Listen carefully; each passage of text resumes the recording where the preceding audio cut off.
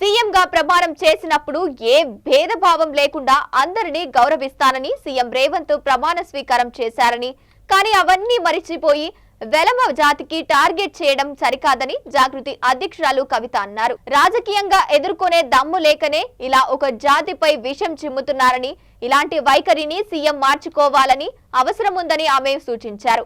ఇక జగిత్యాల ఎమ్మెల్యేకు clean chit ఇవ్వమంటే రాజ్యాంగాన్ని అవమానించడమేనని కవిత అన్నారు.